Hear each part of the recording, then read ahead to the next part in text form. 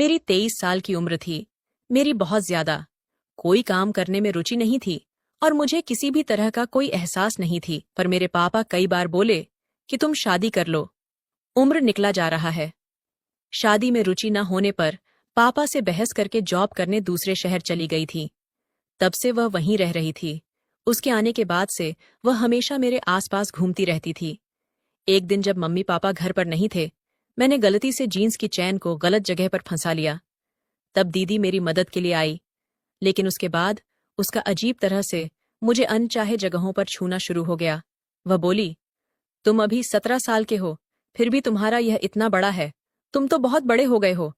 ऐसा बड़बड़ा हुए दीदी ने मेरा पैंट के अंदर का नजारा देखकर वह खुश हो गई। हेलो दोस्तों, आज की इस कहानी में आप सभी का स्वागत है। दोस्तों, कहानी सुनने से पहले आप सभी से रिक्वेस्ट करूंगी कि हमारे चैनल को सब्सक्राइब, लाइक एंड शेयर करें, जिन्होंने अभी तक नहीं किया और कर ली हो तो उसके लिए धन्यवाद। दोस्तों, जल्दी से कहानी आपको सुनाते हैं। इस कहानी में मैं एक लड़के का रोल निभा रही हूँ। मेरा नाम रोहित है और मैं 10वीं में पढ़ता हूँ। मेरी दीदी कई सालों बाद हमारे घर आई थी। वह 23 साल की थी और अभी तक उसकी शादी नहीं हुई थी। मेरे मम्मी पापा दोनों जॉब करते थे। दोपहर को स्कूल से घर आने के बाद मेरी देखभाल करने के लिए घर पर कोई नहीं होता था, इसलिए पापा ने दीदी को हमारे घर बुला लिया था। मुझे देखते ही दीदी ने मुझे गले लगा लिया। उसने कहा, रोहित, तू तो बहुत जल्दी बड़ा हो गया है। दीदी को घर आने के बाद से वह मेरे कमरे में ही रहती थी। मैं भी खुशी खुशी अपना कमरा उसके साथ शेयर कर रहा था।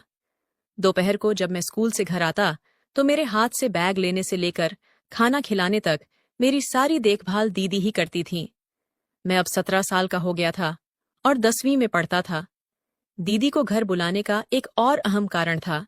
करीब 1 महीने पहले मुझे थायराइड का पता चला था। इतनी कम उम्र में ही मुझे थायराइड के कारण एंटी थायराइड इंजेक्शन लेनी पड़ रही थी, जो एंटी थायराइड देने के लिए घर पर एक मेल नस आया करता था। जैसे फीमेल होती हैं वैसे ही मेल नस भी होते हैं। वह लड़का हर दिन दोपहर में मुझे इंजेक्शन देने के लिए आता था। देखते देखते दीदी को घर आए कई दिन हो गए थे। मेरे स्कूल जाने से लेकर मेरे पढ़ाई तक की पूरी जिम्मेदारी दीदी ही उठा रही थी। एक रात अचानक मेरी नींद खुल गई। मेरी नींद अचानक खुलने का कारण था मेरे शरीर पर घूमता हुआ हाथ। दीदी अचानक मेरे शरीर पर हाथ फेरने लगी थी। मुझे शरीर पर किसी का हाथ फेरना बिल्कुल पसंद नहीं था। मुझे लगा ये सब दीदी से गलती से हो रहा है, लेकिन धीरे धीरे दीदी की कुछ ऐसी चीजें मेरे सामने आने लगीं जो मुझे बिल्कुल पसंद नहीं थीं। उस दिन मैंने पहली बार उसका वह अजीब व्यवहार देखा था।